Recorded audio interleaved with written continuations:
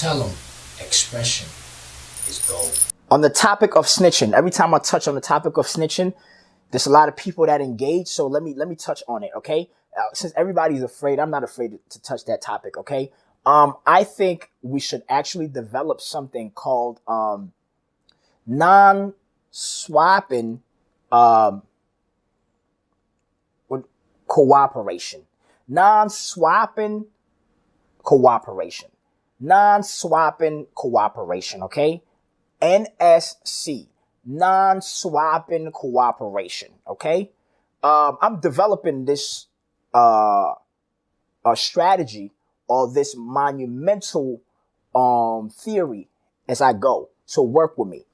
I think people who are in prison and they had somebody who died, right, who was part of the whole crime, they should be able to put, you know, the crime on the dead person, come home and pay the dead person's family, because it's better to have an able body, right, in the streets working and paying the family than for the family to be grieving, not receiving anything, and for another man to be in jail and not able to take care of his family either. You know what I'm saying? That's a loss.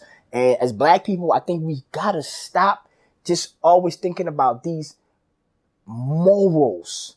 First off, there's no morals in the streets. Black people are the only ones that always think about, oh, but what about God?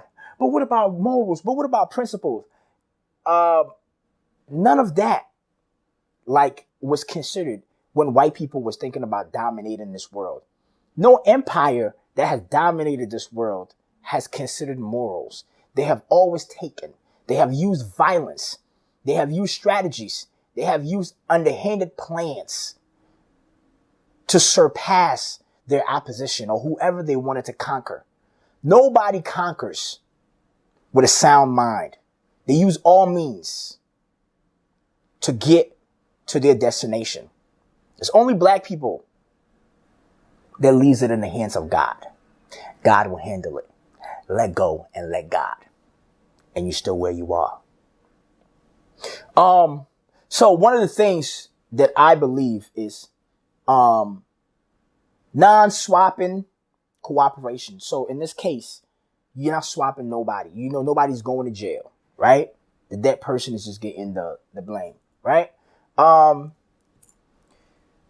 think that, you know, people are not cooperating is crazy. First off, like,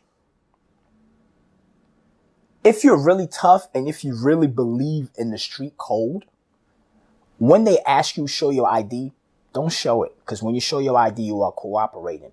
When they ask you, right, to write your name and you write it, you are cooperating. When they give you a public defender, which a lot of people have public defenders, right? And these public defenders are like, you know, they work for the courts, right? So when you tell them what happened, you are cooperating. You are always cooperating. When they tell you to stand and spread your legs and you do, you are cooperating. So you are cooperating already. So why do not strategically cooperate to come home and not swap nobody? You know, the only time I look at snitching is when you throw your partner under the bus. You throw your partner under the bus. This is a partner, somebody that you in cahoots with, did something together, and now you throwing them under the bus. That's when I call it snitching. If somebody attacks you and you attack back, cooperate to get out of jail, because the most important thing in life is self-preservation, and you should never risk your freedom for somebody that you don't know, that try to damage you, that you had to damage, and now you serving time for that person. Oh, hell nah. You crazy? And now your family's what? Are you crazy? Are you dumb? Ah, man. So yes, if you, you know, throw your partner under the bus, then, you know, that's snitching. But at the same time, if you are in jail serving time for your partner, especially if they did it and, you know, you're the one that got caught, so, you know, you holding it down, your partner got to be taken care of home. Your partner, if they're going to use your name for music, they should give you a contract. If they're going to use your reputation to be able to stay safe in the streets, they should have a contract with you.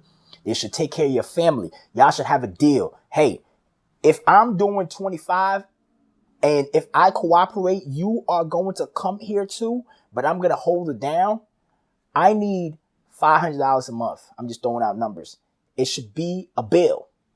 There should be a bill to hold it down. A bill. So two things that I'm leaving y'all with.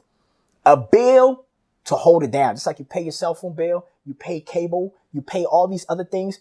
Yeah, pay for that homie that's holding it down for you. A bill to hold it down. And there should be a non-swapping cooperation. A way where somebody can cooperate, but nobody gets penalized and they get to come home.